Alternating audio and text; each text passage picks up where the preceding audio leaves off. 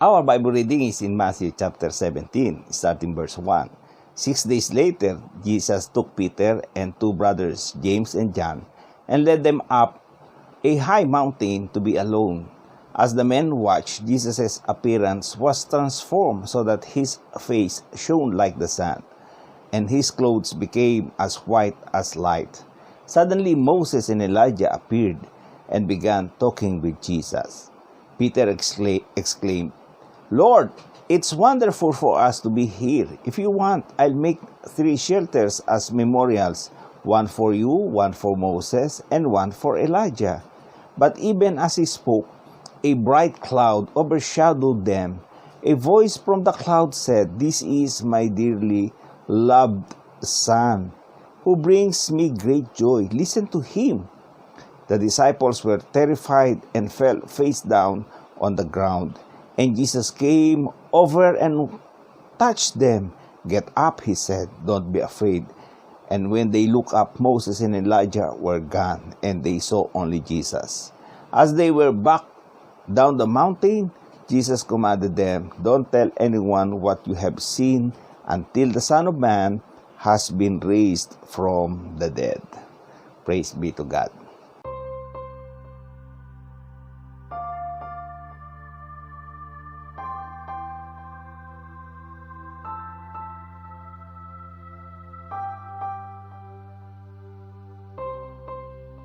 Ang title nito is about the transfiguration of Jesus on the mountain. Actually, maraming nagsasabi na mayroon 3 mountain na sinuggest ang mga Bible scholars. Number 1 is Mount Tabor, Mount Moriah, and Mount Meron.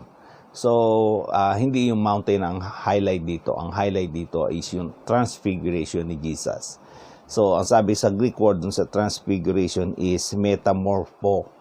Ang ibig sabihin nito is yung katulad ng caterpillar na nagkakaroon ng nagiging butterfly. Inside the caterpillar is a beautiful butterfly. Si Jesus, inside his body is the nature of God. And when Jesus was up there on the mountain, he brought with him John, James, and Peter. Itong 3 na ito ay yung nasa inner circle niya at gusto niya na makita nila ang manifestation na kung sino talaga si Jesus Christ. And then while on the mountain, he was praying. Suddenly,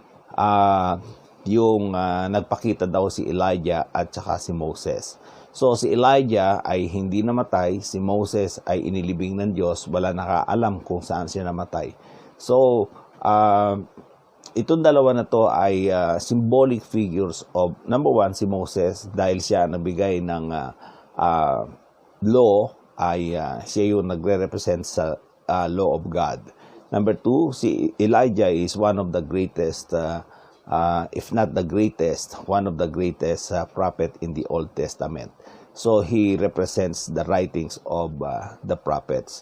So, sabi ni Jesus dun sa Luke is when he was explaining to his disciples everything that was written concerning the Messiah, written by the law of Moses and written by the prophets. So, ibig sabihin, the whole Old Testament, these 2 men, they represent the Old Testament, and lahat ng prophecy tungkol sa Messiah ay naandon kay Jesus Christ.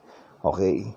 And then, secondly is, si Peter naman, ang ginawa niya, nung nakita niya yung dalawa, na si Elijah at si Moses, nag-suggest siya kay Jesus na magtayo ng tent. Hindi inalaw ng God na ito ay mangyari. And suddenly, sabi ng Bible, while he was still speaking, there was a voice from heaven, at ang sinabi is, "This is my Son, my beloved Son, whom I am well pleased. Hear ye him." So, ang sinasabi is this, hindi mo pwedeng i-equal si Jesus Christ kay Moses at saka kay Elijah. So, there could be no equal position sa 3. Si Jesus is mas mataas kay Moses, si Jesus ay mataas kay Elijah. Si Moses is nagsulat siya tungkol sa Messiah, tungkol kay Jesus. Si Elijah is representing the whole book of the prophets, ay nagsulat tungkol dun sa Messiah. So mas mataas si Jesus Christ kaysa sa dalawa na ito. So kung mayroong writing daw o mayroon tayong dapat paniwalaan, which is more higher, is yung sinabi ni Jesus. So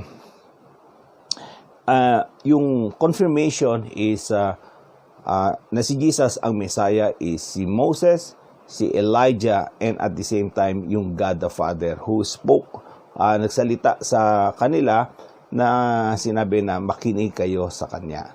So everything that Jesus said is true, and it is drawn from the law of the prophets and the law of Moses and the writings of the prophets.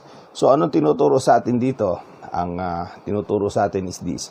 Itong tatlo, si John, James, and Peter, they saw the revelation of who Jesus is, kung sino talaga si Jesus Christ.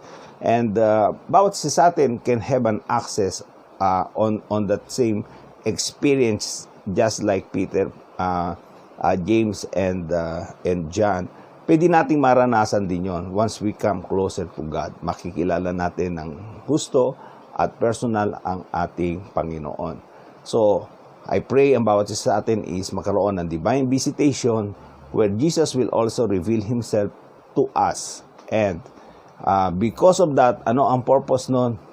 Para tayong lahat ay sumunod kay Jesus Christ. Maniwala tayo kay Jesus Christ, sumunod tayo kay Jesus Christ, and make Him the number one priority in our life. So, God bless you. Sana po ay meron kayo natutunan at kayo ay nag-grow sa inyong spiritual life. God bless you.